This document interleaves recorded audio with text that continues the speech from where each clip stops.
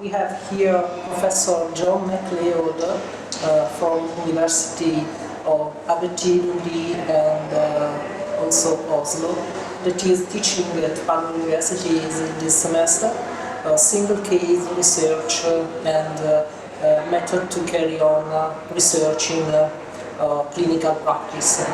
So, Professor Mcleod, thank you for giving us this opportunity. And we would like to ask you how single case research can help clinical practice. Yeah. I think that single case research is potentially very useful for practice. I think single case research is potentially very useful for practice for a number of reasons. I think that research into the way that practitioners operate, the way that any kind of professional person thinks about their work, such as a doctor or a lawyer or a teacher or anybody like that. There's been research on professional expertise in all these areas, and that expert practitioners don't just take bits of information and kind of put them together. They have a sense of, like a script of how things will unfold with the client or a student, whoever it is that they're working with, right?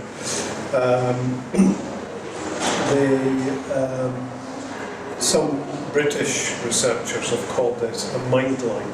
It's like you can see a line ahead of what might happen.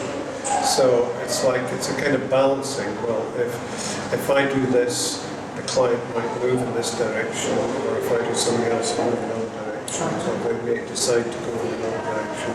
So it's like you see into the future.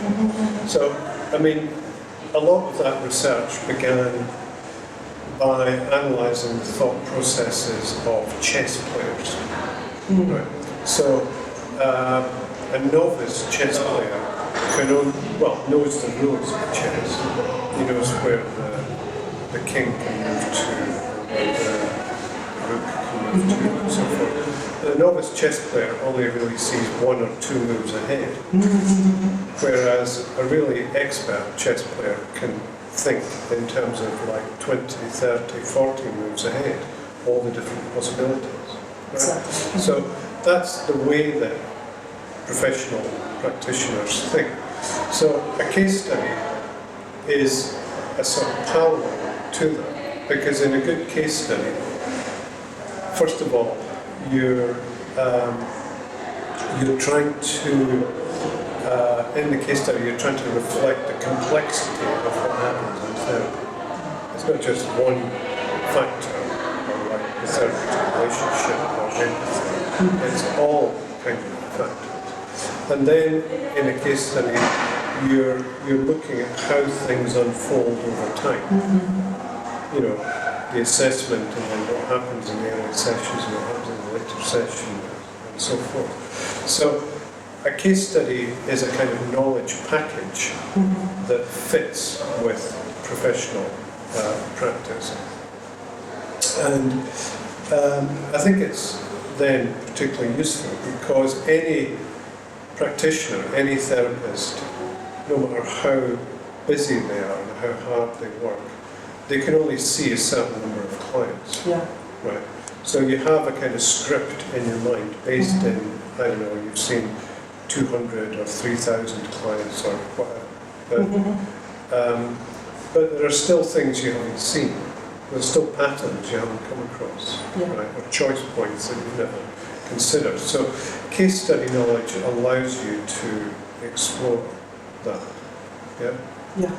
And then I think another specific way in which case study research is important is in relation to case formulation. Right. So I think there's now a lot of evidence from various research studies that effective therapy is never a simple matter of just applying a model. Yeah. right? That you have to, however you do it, you gather information about the client, you assess the client, you find out what the client's motivation is and so forth, right? But then you have some sort of plan, Yeah. right? And I mean, this can be very different in different forms of therapy. In CBT, there might be, you know, a diagram with a plan, right? In psychodynamic therapy, there would probably never be a diagram, might never be a conversation with the client, but the therapist would be speaking to their supervisor about this. And the evidence seems to be that therapists who are able to conduct case formulations effectively tend to get better results. So in a sense, reading case studies and then doing case study research is a kind of preparation or training, you know, for doing case formulations. It's kind of practice in terms of thinking about the whole case. Okay. Right? So, research activity that is strictly tied to clinical practice and help teacher to do better their work, to expand their knowledge.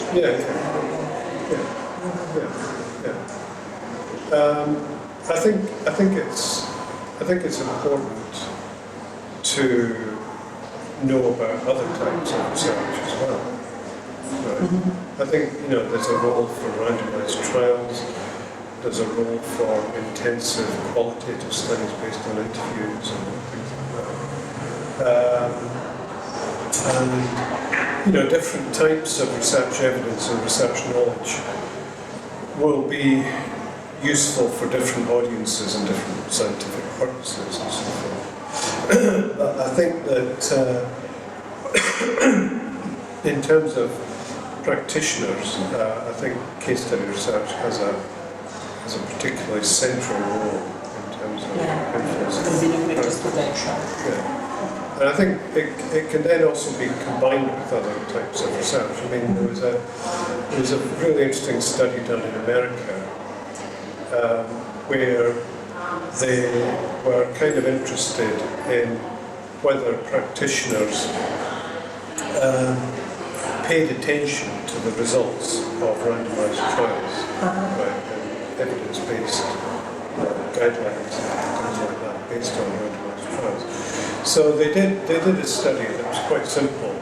They presented some practitioners.